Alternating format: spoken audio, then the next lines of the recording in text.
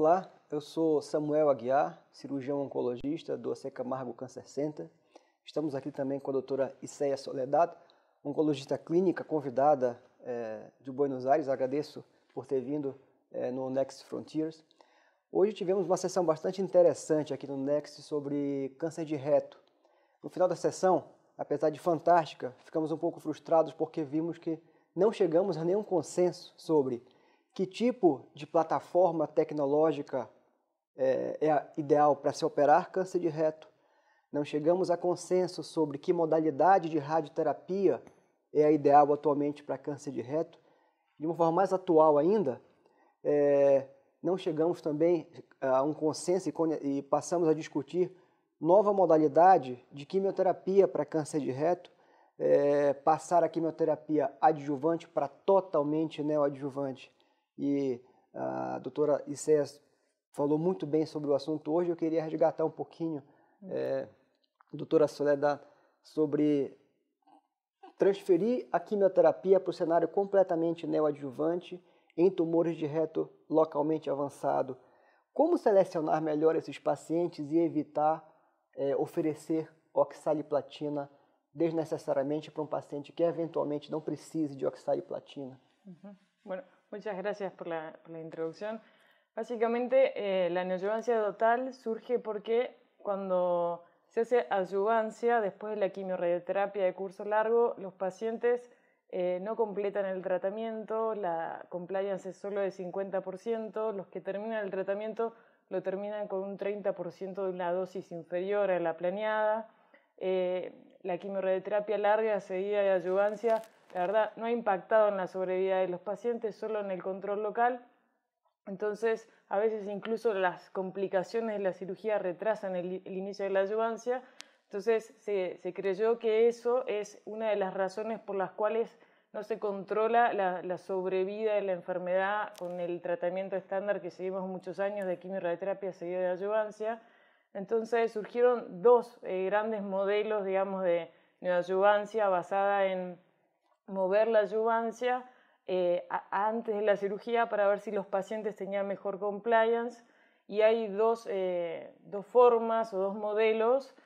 Uno es empezar con quimio, seguida de quimiorradioterapia, inducción, seguida de quimiorradioterapia, o un segundo modelo que es radioterapia de curso largo también, seguida con un esquema de consolidación y después la cirugía. Esto no es una historia tan nueva porque en realidad la inducción seguida de quimiorradioterapia es una estrategia que inicialmente se pensó para pacientes de alto riesgo basado en criterios de resonancia ya en el 2006 por el grupo de Cunningham en Inglaterra.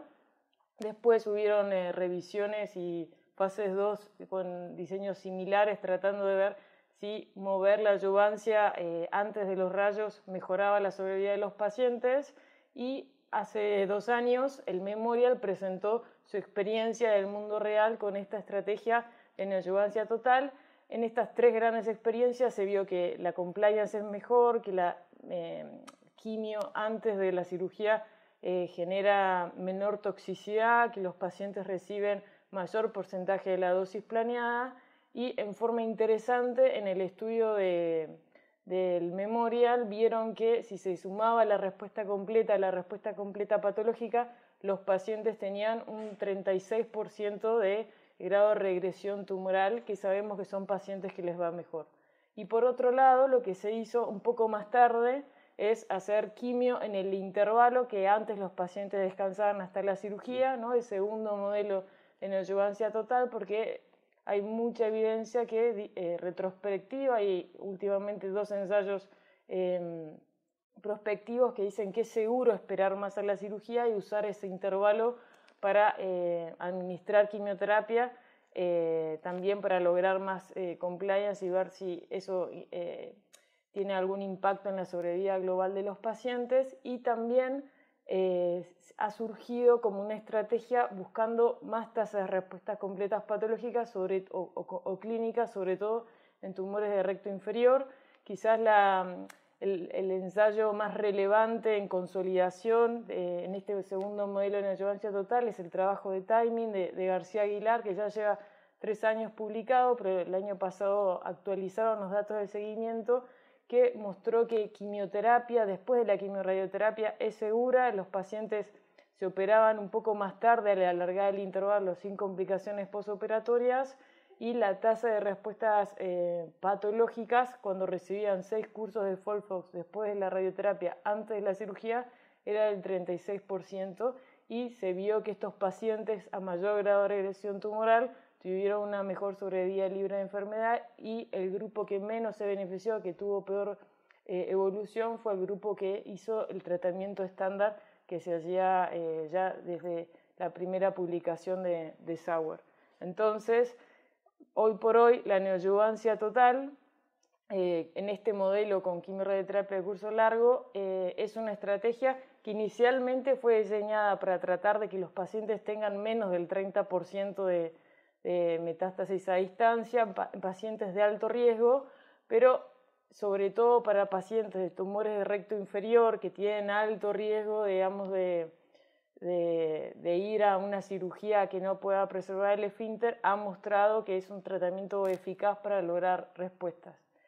Quizás una de las primeras en hablar de este tratamiento de consolidación, o sea, de hacer quimio después de la quimiorradioterapia, ha sido Abrahama, porque ya en el 2016 ella cambia un poco su tratamiento neoadyuvante y agrega quimio en este intervalo de la evaluación de la respuesta. No es exactamente, pero quizá fue el primer modelo de consolidación de neoadyuvancia con quimio después de la radioterapia hasta la fecha, y es un tratamiento que ha escalado también un poco la dosis de la radioterapia, pero ha demostrado, ¿no?, que cumple con alta eficacia la posibilidad que los pacientes tengan más respuestas completas y puedan ir a una estrategia de preservação esfinteriana. Sim.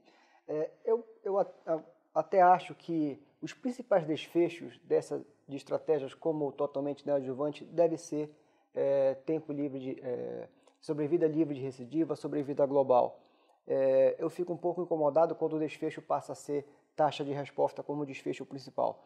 Mas é uma questão interessante. Do ponto de vista de um cirurgião, acho que é importante a gente consolidar que não existe risco de progressão durante quimioterapia neoadjuvante. Então, se o meio cirúrgico ficava um pouco incomodado de demorar tanto para a cirurgia por algum medo de progressão local, isso, né, doutora Icéia, está claro que não existe esse risco, né, de progressão durante a quimioterapia neoadjuvante. Outro ponto positivo, também vendo do ponto de vista cirúrgico, a cirurgia do câncer de reto é muito mórbida. É muito mórbida. Nós temos aí taxas de fístula, por exemplo, que vão de 5% a 15%. E é isso que determina, talvez, o impedimento que esses pacientes façam tratamento adjuvante, né? Complicações que impeçam que esse paciente faça tratamento pós-operatório. A ileostomia limita também o uso da quimioterapia pós-operatória. Então, de fato, trazer a quimioterapia para o momento pré-operatório, para o cirurgião, dá um certo conforto, né? Porque não cria aquela ansiedade. Eu preciso mandar esse paciente de volta em condições de novo para a quimioterapia. Voltando para esse desfecho da taxa de resposta, né, que eu não considero que deva ser o desfecho principal dessas estratégias, mas sim sobrevida, mas sem dúvida não dá para se negar que hoje nós operamos uma proporção de pacientes significativas, talvez desnecessariamente. Isso é muito claro, né? Os estudos da professora Angelita contribuíram muito para conhecer a doença melhor, e nós entendemos que hoje nós precisamos sim selecionar melhor os pacientes, e nós entendemos que existe uma proporção de pacientes que ainda são operados de forma desnecessária, né? O nosso grande desafio, eu acho que tanto identificar os pacientes de alto risco que se beneficiem de um esquema que envolve oxaliplatina pré-operatório, sem saber de fato se o linfonodo é positivo ou não, mas é muito parecido com o desafio da avaliação da resposta, né? Deixar de operar um paciente com resposta clínica completa é um objetivo que nós temos que atingir um dia de forma mais precisa com o que nós temos hoje. Eu acredito que nós um dia cheguemos a esse ponto, né? Mas o que você acha sobre os critérios atuais de avaliação de resposta após, quer seja radioquímio, quer seja quimioterapia totalmente neoadjuvante, para nós selecionarmos melhor os pacientes, melhores candidatos para uma estratégia de Watson Wade? Sí. Básicamente tenemos criterios de evaluación de respuesta o para definir el riesgo de sistémico local de los pacientes que son bastante imprecisos, son los que tenemos y básicamente tienen que ver con la resonancia, con los factores de riesgo sistémicos, con el margen, con los ganglios mesorrectales, los ganglios laterales, el grado de invasión vascular extramural, que al día de hoy incluso en los ensayos más modernos no tenemos todos esos datos al momento de estratificar los pacientes para evaluar bien qué subgrupo de pacientes está pensado específicamente cada protocolo. Y cuando hablamos de respuesta, también otra vez usamos la resonancia, ¿no? El grado de regresión tumoral, si se negativizó el margen circunferencial, el ENVI, qué grado de regresión tumoral tuvo, la respuesta completa o no, según el examen proctológico, y hay otros scores que se usan al momento de la cirugía, como el score de evaluación patológica o el score de NAR, o bueno, ahora se está validando el immunoscore, pero estamos bastante lejos de la precisión y quizás una de las ventajas de la neoadjuvancia total es que es la plataforma mejor de la que disponemos para estudiar la sensibilidad en vivo del tumor, ver el comportamiento, la biología tumoral del paciente antes de que se opere el tumor y nos permite distintos momentos para tomar muestras, para hacer biobancos estandarizados, para buscar biomarcadores que realmente nos predigan quién va a responder, quién no va a responder, quién merece la radioterapia, quién no merece la radioterapia, cómo podemos evitar la secuela de los pacientes. Y para eso necesitamos trabajos colaborativos, consorcios, definir exactamente quiénes son los buenos y los malos respondedores para esos datos clínicos correlacionarlos bien con los datos ya sea genómicos o las firmas basadas en la secuenciación de RNA o lo que nos diga el microbioma o el ctDNA cuando lo podamos empezar a hacer. Entonces hay un montón de avances de distintos campos buscando marcadores predictores de respuesta y también pronósticos al momento de evaluar la respuesta. Algunos son bastante alentadores, pero todavía no estamos un poco atrasados. Pero me parece que la neoadjuvancia total nos da el escenario correcto para tomar las muestras y analizar mejor la biología del tumor. Acho que isso é muito importante. Você destacou esse ponto, que é hora de juntar esforços. Uhum. É hora de várias instituições se unirem, né? E que esses grandes bancos de dados biológicos sejam prospectivos e multi-institucionais, que é o que reflete o mundo real. Uhum. Os ensaios clínicos, eles refletem um mundo um pouquinho, não digo artificial, né? Mas é um mundo ideal. Mas o mundo real ele é um pouquinho diferente do mundo dos ensaios clínicos.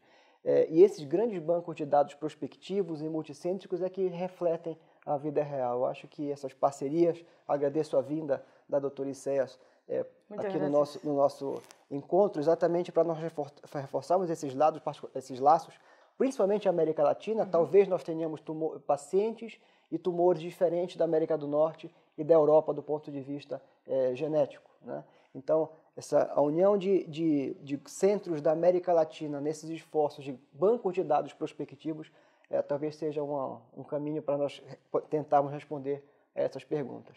Muito obrigado, doutor Isséias. Obrigada a você. Obrigado.